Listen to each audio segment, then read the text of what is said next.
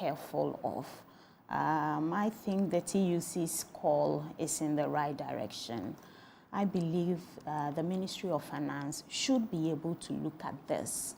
15% VAT on domestic consumers, I believe, could be on the high side.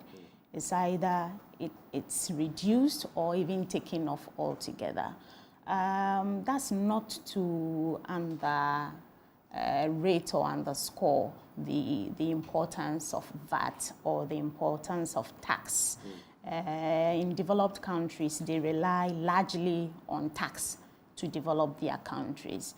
And so we are not saying that taxing people is not good, but I believe taxing people on basic amenities is what the TUC is concerned about, and what I am tempted to agree with. Taxes, everywhere taxes are collected, but when you tax people into the ground, there'll probably be nothing left to tax. That's where the issue is. So I think I'll join voice with the TUC in making a passionate appeal on the Ministry of Finance to see what they can do about this, so that life becomes more bearable for our people. There are people who can afford it, but it's not everybody who can, so it should be looked at.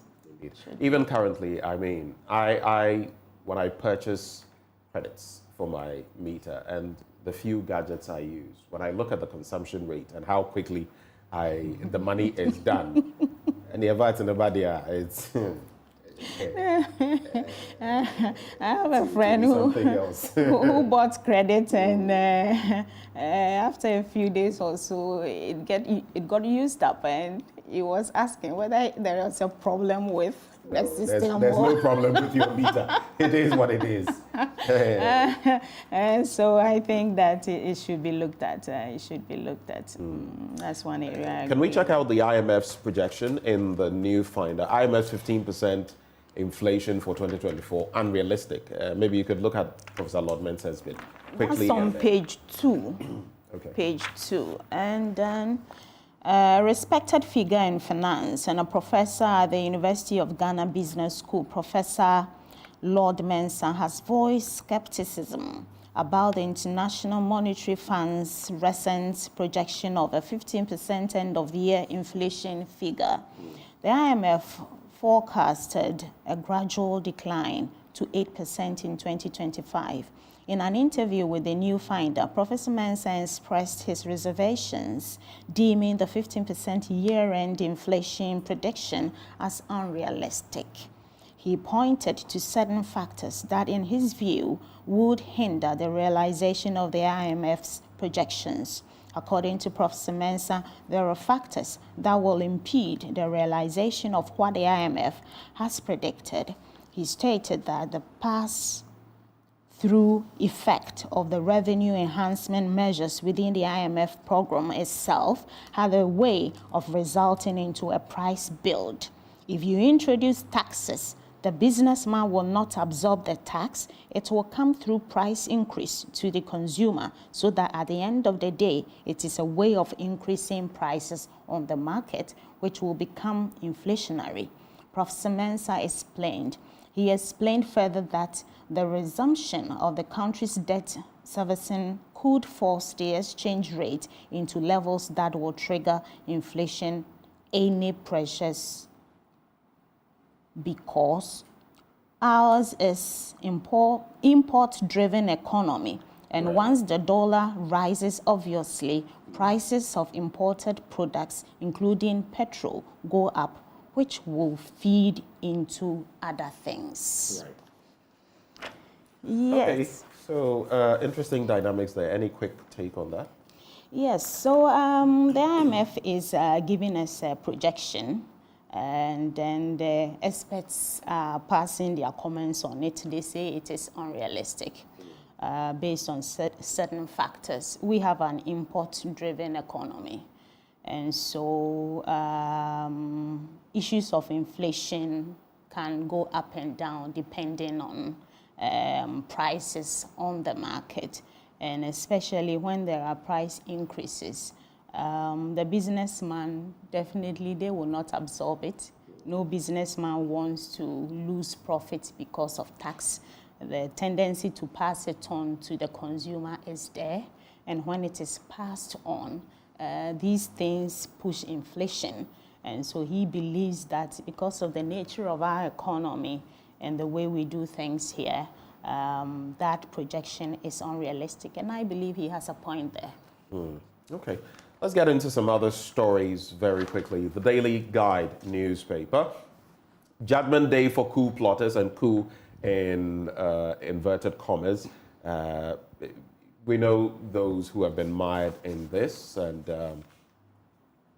some of the names that come to mind. And now the 9, made up of civilians, junior and senior military personnel, as well as a senior police officer, are before the court on charges of conspiracy and abetment of crime and a substantive charge of high treason. This case has been going on forever. I don't know when we'll see some end to it, this group. And this was the group also that included Dr. McPalm, who lost his life a while ago.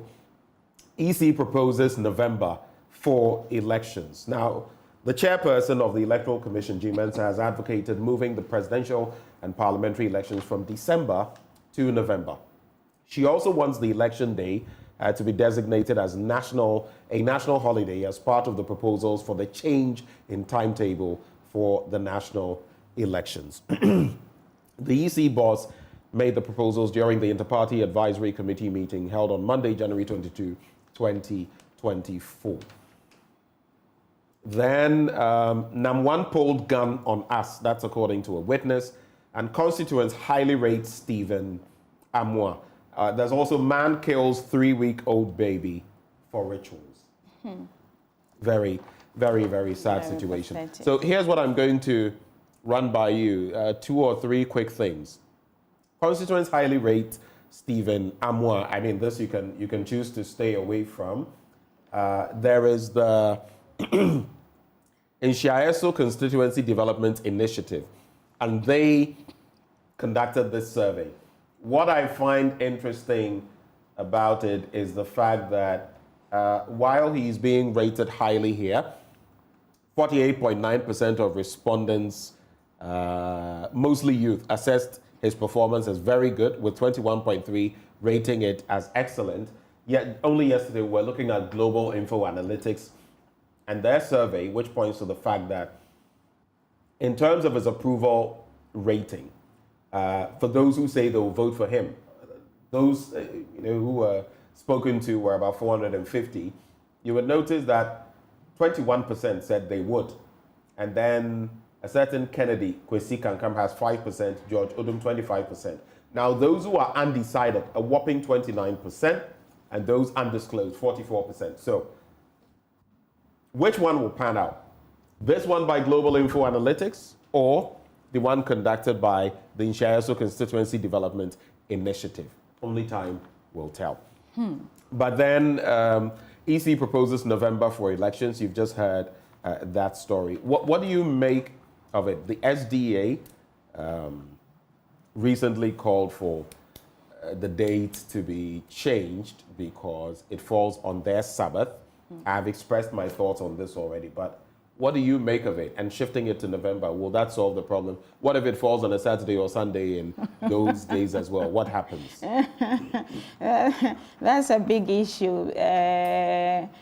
For me, the call by the SDA Church, I am motivated by that call because we have some religious sects that do not even see relevance in voting at all. So if you have a church that says we do not want to be disenfranchised, I'm moved by that call because they want to be patriotic. They want to, get involved in the choosing of leaders for our country. And so when they feel that there is something that will prevent them from exercising their right to vote, they need to bring it up for discussion and for redress if possible. And so I will congratulate the church for that move. But I believe there are a lot of issues. One of it is what you have said. What if it's changed to November?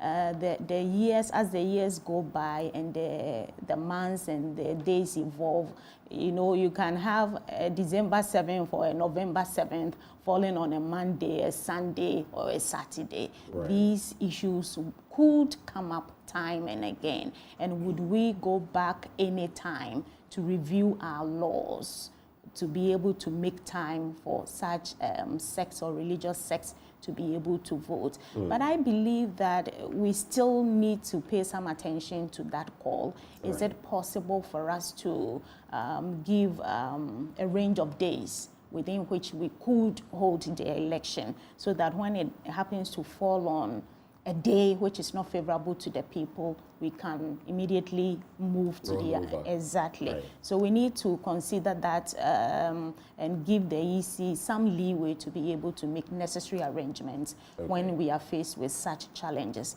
But I believe the call will invite Parliament to look at legislative reforms.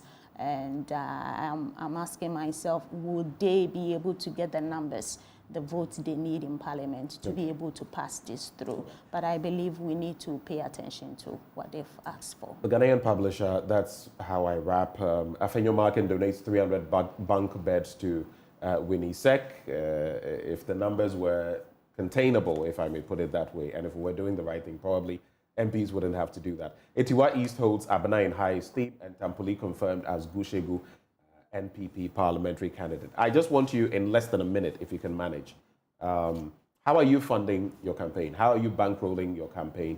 What is your final message to your delegates? In 1 minute, if you can squeeze it in. Well, thank you very much. My final message to... I don't want you to move away from funding. How are you funding your campaign? Well, basically, you know, one thing I've learned is you can't go into election without having personally prepared for it. In 2018, I contested at the national level. I was one of the aspirants for the national first vice chair position of the party. And when I finished that election, I realized that you can't go into an election banking your hopes on people to finance you. Because of time, I want you to go straight People may for the support you, but you need to. Are you getting funding from elsewhere? Are people supporting you financially? Well, basically, I'm funding everything together with support from my husband and family. Okay, so for now, it is basically a family affair. Exactly. Okay. Exactly. 20 seconds, message to your delegates. So, the good people of BNA, Saturday we are voting. Lawyer Vida, I am 3 on the ballot. We need a change. It's all about retaining the seat for the party. We've all worked so hard. This is a seat that the NDC has sat on before, and so we need to make sure that it doesn't go back to them. We need to be able to listen to the larger electorates, what they are asking for. They are asking for change, and so a change we must give them. And if we are giving them a change, we need to change and present a candidate who is saleable and who is marketable, a candidate they can identify with, a candidate who has been around for a long time and has served them for a long time, a candidate they can relate with. And I believe that candidate is myself. Vote number 3, vote for Lawyer Vida, vote for change. Thank you. BNA, we are changing to retain the seat. Thank you so much.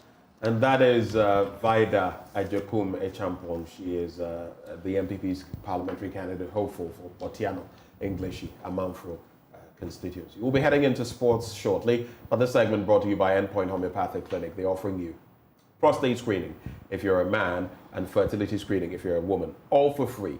Just reach out to them at any of their branches here in Accra, at Spintex opposite the Shell signboard, Kumasi, Chronomabwe here behind the Angel Educational Complex. There's Takrady Energy State, Tema Community 22, Techiman Hanswe and Siaman Zama. Their call lines 0244 867 068 or 0274 234 321.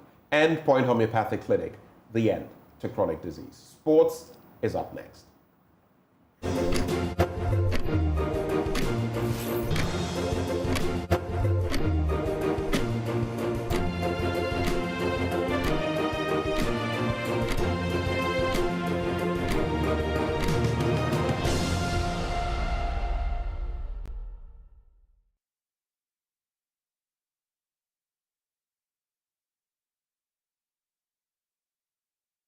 They have got some incredible stories. You've probably never heard of them before.